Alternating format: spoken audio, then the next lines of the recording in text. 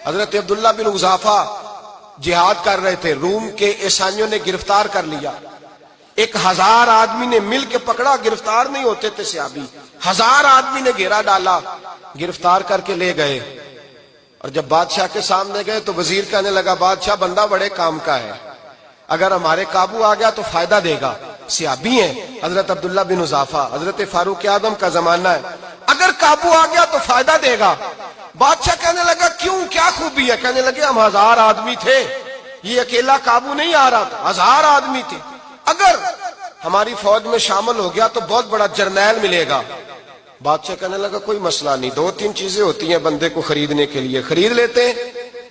بادشاہ کہنے لگا عبداللہ جتنی دولت تجھے چاہیے میں تجھے دے دیتا ہوں، میرے لشکر میں آ جا، معاذ اللہ اسلام چھوڑ دے۔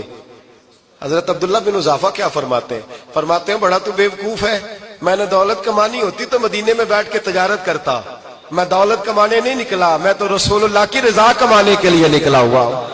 دولت کمانی ہوتی تو کسی مارکیٹ میں ہوتا، میدان میں آنا تھا، شہادت ہے مطلوب مقصود مومن، نہ مال غنیمت نہ کشور کشائی، یہ دولت تو لونڈی ہے رسول اللہ کے دروازے کی، یہ تو پیچھے پیچھے پھرتی ہے نبی پاک کے غلاموں، یہ کمانی ہوتی تو میں کسی مارکیٹ میں ہوتا، میدان میں تھوڑا ہوتا۔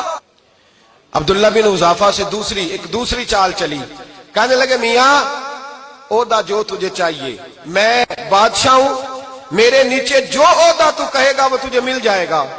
حضرت عبداللہ بن حذافہ کہنے لگے شاید تجھے پتہ نہیں میری تعریف کیا ہے، شاید تو جانتا نہیں میری تعریف کیا ہے۔ کہا صاحب کی کیا تعریف ہے؟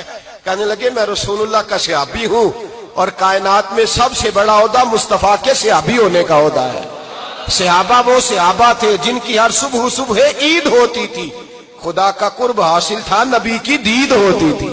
فرمایا میں نے حضور کے جلوے دیکھے ہوئے ہیں، مجھے عہدے کی ضرورت ہی نہیں، اور میں نے عہدہ لینا ہوتا تو میں سیاست کرتا، میں تو شہادت لینے نکلا ہوں میدان میں، عہدے کا میں نے کیا کرنا ہے۔ اب بادشاہ کہنے لگا اسے قتل کر دو، وزیر کہنے لگا نہیں ایک بات اور ہے، مجھے ایک چال اور چلنے دو۔ کہا وہ کیا؟ کہنے لگے میری بیٹی بڑی خوبصورت ہے، مجھے موقع دو اپنی ہی بیٹی کو سجا بنا کے، وہ جوان جس کی جوانی اتنی بڑی ہے کہ 1000 آدمی مقابلے میں کھڑا نہیں ہوتا، اس جوان کے کمرے میں رات کی تنہائی میں بنا سوار کے بی بی کو بھیجا۔ وہ بی بی کہتی ہے میں ساری رات بن سور کے اس صحابی کے کمرے میں بیٹھی رہی، لیکن یہ کیا شخص تھا، ساری رات ہی مصلے پہ بیٹھا رہا، ساری رات ہی، کچھ دیر تھک جاتا تو یہ کریم رسول پہ درود پڑھنا شروع کر دیتا۔ بی بی کہتی ہے سحری ہو گئی تو میں نے چھو کے دیکھا کہ انسان ہے کہ جن ہے، یہ بندہ ہے کہ فرشتہ ہے، چھو کے دیکھا۔ کہنے لگے پیچھے ہٹ جا، میں نے کہا میں نے تو سنا تھا تو 1000 کے مقابلے میں ہے، اور تو اتنا بے حس ہے کہ بنی سوری دلہن بیٹھی ہے، تو نے نظر نہیں کی؟ عبداللہ بن حذافہ، بی بی کہتی ہے نظر پھر نہیں اٹھائی، نظر پھر جھکی ہوئی ہے۔ کہنے لگے بی بی میں مجبور ہوں، اب میرے اوپر کوئی حسن نہیں چلتا، میں نے جلوہ والضحیٰ کا دیدار کیا ہوا ہے، اب میری نگاہوں میں جچتا نہیں کوئی، اس لیے کہ جیسے میرے سرکار ہے ایسا نہیں کوئی۔ کبھی بھی اب نہیں کسی کا میرے اوپر جادو چلتا، میں نے مصطفیٰ کو، اور کہا ذرا پیچھے ہٹ کے بیٹھ، مجھے میرے رسول نے غیر محرم سے بچنے کا حکم دیا ہے، ذرا پیچھے ہٹ کے بیٹھ۔ سحری کا وقت تھا، وہ بی بی کہتی ہے اس نوجوان کے جملے میرا سینہ چیر گئے، کلیجہ پھٹ گیا، چیخ نکلی، میں کفر کے عالم میں روئی۔ میں نے کہا مجھے بتا تو صحیح، آخر یہ جذبہ کہاں سے ملتا ہے، آخر یہ روشنی تو میں نے دیکھی نہیں، کہاں سے آتی ہے؟ ایک میرا باپ ہے جو بنا سور کے مجھے تیرے کمرے میں چھوڑ گیا، بتلا یہ کہاں سے کیف آتے ہیں؟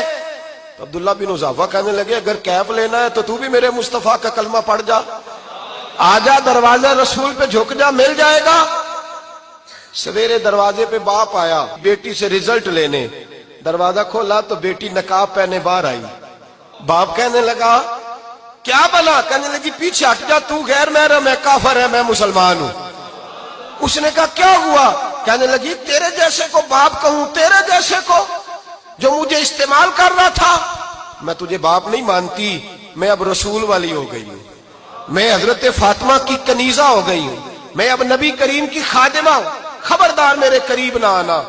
یہ دعو بھی ناکام ہوا۔ اب حضرت عبداللہ بن حذافہ کے سامنے موت کھڑی کی، ایک کڑا میں تیل گرم کیا، کہنے لگے تجھے اس میں جلایا جائے گا۔ حضرت عبداللہ بن حذافہ رضی اللہ تعالیٰ عنہ جب جلنے کے قریب ہوئے تو رونے لگے۔ روم کا بادشاہ کہنے لگا شاید ڈر گیا ہے، کہنے لگے اب سمجھ آئی ہے، اب تجھے پتا چلا ہے، چلا آ جا۔ حضرت عبداللہ بن حذافہ کہنے لگے تو کافر ہے، تیری کافروں والی سوچ ہے، اس لیے نہیں رویا کہ موت سے ڈر گیا ہوں، میں تو اس لیے رویا ہوں کہ ایک جان ہے، وہ نبی پاک پہ قربان ہو رہی ہے، کاش رب مجھے 1000 جان دیتا، میں ساری مصطفیٰ پہ قربان کر دیتا۔ فاضل بریلوی فرماتے ہیں کروں تیرے نام پہ جاں فدا، نہ بس ایک جاں 2 جہاں فدا، اور میرا 2 جہاں سے بھی نہیں جی بھرا، میں کروں کیا کہ کروڑوں جہاں نہیں۔ اور میاں صاحب فرماتے ہیں وہ کچا رنگ للاری والا جیڑا چڑھدا لیندا رہندا، اے عشق تیرے دا رنگ محمد چڑھ جائے پھر نہیں لیندا۔